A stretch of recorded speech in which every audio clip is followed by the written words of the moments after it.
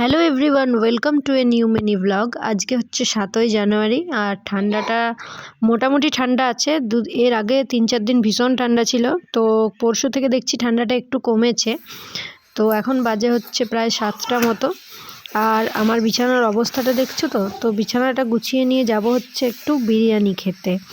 তো আমার বরের আজকে পিকনিক ছিল, ওর খুব একটা খাওয়ার ইচ্ছে নেই, তো আমার খুবই ইচ্ছা করছে, তো যার জন্য বললো যে চলো তাহলে যাওয়া যাক। তো সোয়েটার পরবো না জ্যাকেট পরবো ভাবছিলাম, তো শেষে জ্যাকেটটাই পরতে বাধ্য হলাম। পুরী থেকে এসে তো ভীষণ ঠান্ডা পেয়েছিলাম, 2 দিন, খুব বেশি দিন নয়, 2 দিন ঠান্ডাটা পেয়েছিলাম। তারপরে দেখছি আর ঠান্ডাটা সেরকম নেই। তো তা হলেই বা, বাইকে যেহেতু যাব জ্যাকেটটা লাগবে, তাই জ্যাকেটটা পরে নিলাম।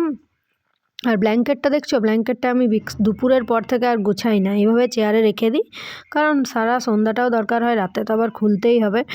তো তোমরা কে কে এরকম করো বলো তো। আমি কিন্তু ব্ল্যাঙ্কেটটা একদম গুছাই না, গুছাতে ভালোওবাসি না, খুব বড় তো প্রবলেম হয়। তো যাই হোক, চলো বেরিয়ে গেলাম। 7টা মতো বাজছে, আর 7টাতেই রাস্তার অবস্থা মানে এমন লাগছে মনে হচ্ছে রাত 12টা বেজে গেছে। পুরো খালি খালি রাস্তা। তো যাব হচ্ছে রূপনারায়ণপুর। যারা এইসব আসানসোলের সাইডে থাকো তারা জানো, চিত্তরঞ্জন সাইডে। তো চলো তাহলে যাওয়া যাক। বেরিয়ে গেছি আর চলেও এসেছি। ফার্স্টে যাব হচ্ছে আমার মেজো পিসিমণির বাড়ি, মানে মেজো পিসিমণি মানে আমার পিসি শাশুড়ি আর কি। তো মেজো পিসিমণির শরীরটা একটু খারাপ হয়েছিল, আর অনেক দিন দেখাও হয়নি, সেই পুজোর সময় এসেছিলাম লাস্ট। তো সেই জন্যে ফার্স্টে চলো দেখা করে নিই, তারপরে যাব হচ্ছে খেতে। আর সাথে গেছিলাম ওর একটা বন্ধুরও বাড়ি। তো ওর মানে আমার বরের বন্ধুর বউয়ের আর কি বাচ্চা হয়েছে, তো তাদের বাড়ি গেছিলাম। তো সেখানে খানিকক্ষণ বসলাম, তারপরে চলে এসেছি পিসিমণির বাড়িতে। আর আমার শরীরটা খুব একটা ঠিক লাগছিল না, তো তাও যাই হোক এসেছি। বিরিয়ানিটা খাবো কিনা সেটাই ভাবছিলাম। তো ফার্স্টে চলো এখানে দেখাটা তো করা যাক, তারপরে দেখা যাক কি হয়।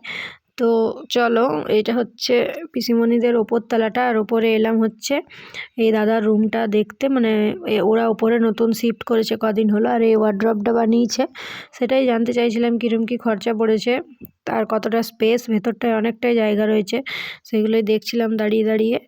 আর এদিকে টাইম তো জলের মতো এগিয়ে যাচ্ছে, প্রায় 8টা বাজতে যায়। সেটাই ওকে বললাম যে চলো, অনেকক্ষণ হয়েছে চলে এসেছি, এবারে বাড়ি ফিরতে হবে। কিন্তু যাওয়ার সময় বিরিয়ানি খাবো কিনা ভাবতে ভাবতে ভাবতে ভাবতে লাস্টে আমি চলে এসেছি বিরিয়ানির দোকানে।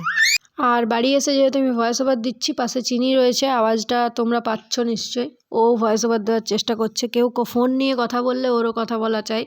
যাই হোক, তোমরা সে আওয়াজটাও শোনো, আর আমি বিরিয়ানি খাওয়াটা এখানে দেখতে থাকো। আমরা এখানে এলে এই দোকানটাতে বিরিয়ানি খাই। 1 প্লেটে নিয়েছি, যেহেতু বললাম ওর পিকনিকও ছিল, আর আমার শরীরটাও খুব একটা ঠিক ছিল না। তো শরীর ঠিক না থাকলে কি হবে, খাওয়াতে নো কম্প্রোমাইজ। তো চিকেন এগ বিরিয়ানি নিয়েছিলাম 1 প্লেটেই, অনেকটা কোয়ান্টিটি, অনেকটা দিয়েছিল, অনেকটা পরিমাণ। তো স্যালাড দিয়ে বিরিয়ানিটা চলো খাওয়া যাক, খেয়ে নিয়ে এবারে বাড়ি চলে যাব। এখানে কি বিষয় নিয়ে আমরা বেশ একটা দুজন গল্প করছিলাম, এখন ঠিক মনে পড়ছে না। ও 2-1 চামচ খাচ্ছিল, অতটা তো আমি খেতে পারবো না। তো তারপরে বললো ফুচকা টুচকা খাবে কিনা, তো আর খেয়ে কাজ নেই, চলো বাড়ি যাই। বিরিয়ানিটাতে পুরো পেট একদম ভর্তি হয়ে গেছে। তাহলে আজকের মিনি ব্লগটা এই পর্যন্তই। ভালো লাগলে একটা লাইক করে দিও। চলো টাটা।